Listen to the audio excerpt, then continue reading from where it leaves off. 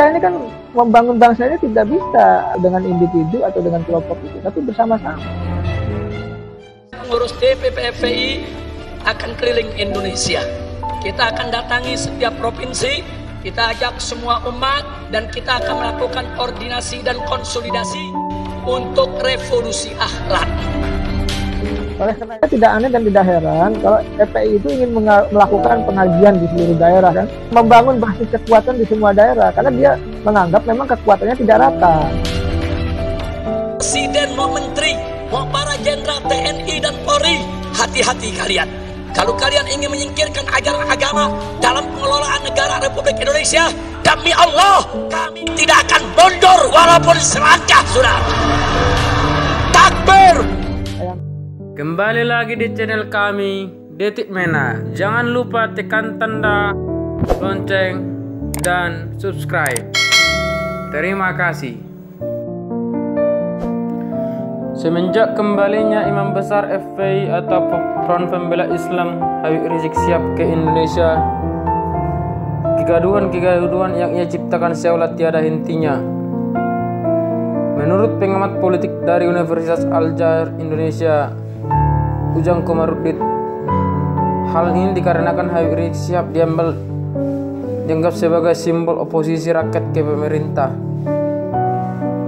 Meskipun dianggap sebagai simbol oposisi rakyat, namun pengikut Habib Rizik Syihab tidak tersebar di seluruh Indonesia, karena hanya berbasis khususnya yang di daerah Jakarta saja, Banten, dan Jawa Barat. Oleh karena itu, Ujang menilai rencana Habib Rizik Syihab yang ingin melakukan pengajian keliling Indonesia adalah untuk memperbesar masanya. Selain itu, Ujang menilai jika kebesaran Habib Rizik Syihab itu bukan dilihat dari daerahnya saja, melainkan dari banyak masyarakat yang merasa kecewa terhadap pemerintah dalam skala nasional, di mana masyarakat kecewa ini menjadikan basis untuk pendukung Habib Rizik. Di mana masa itu, menurut Ujang, hal ini menurut tersebut harus diwaspadai dan diperhatikan dengan seksama. Sebab jika itu dibiarkan, maka akan membuat Habib Rizik Syihab semakin besar dengan membangun kekuatan di daerah baru.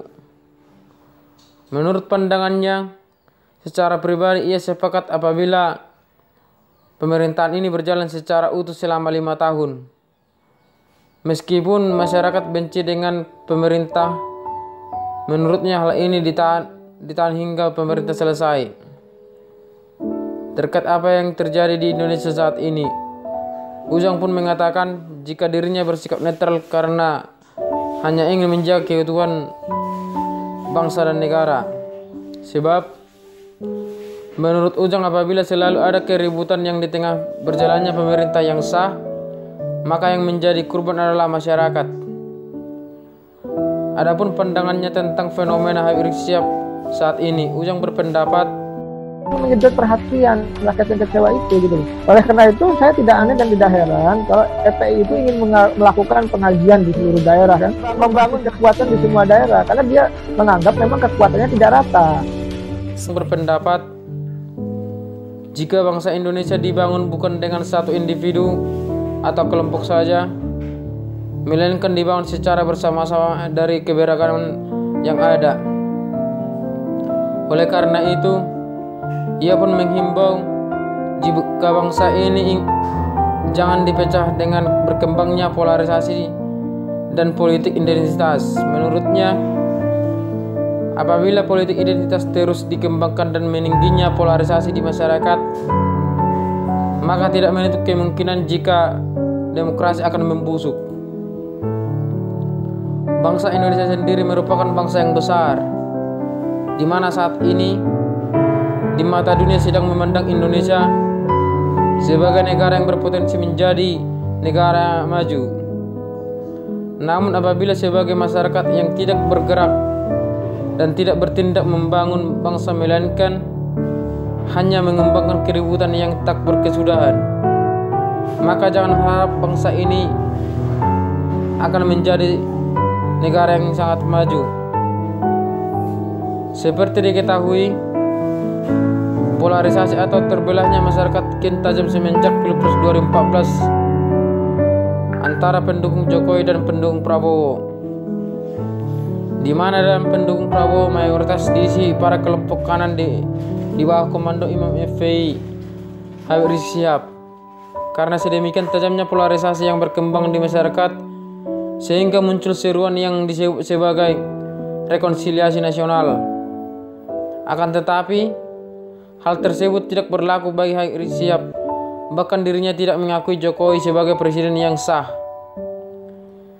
Sikap dan tutur kata Habib Rizik Syihab yang senantiasa membangun rasa kepermusuhan dan kebencian harus segera dihentikan.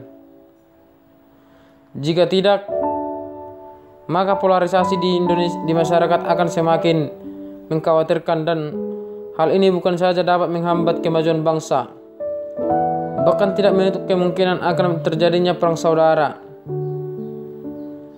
Semoga saat itu tidak akan terjadi. Dalam hal ini, sikap tegas pemerintah memang sangat diperlukan demi keutuhan dan kemajuan bangsa Indonesia.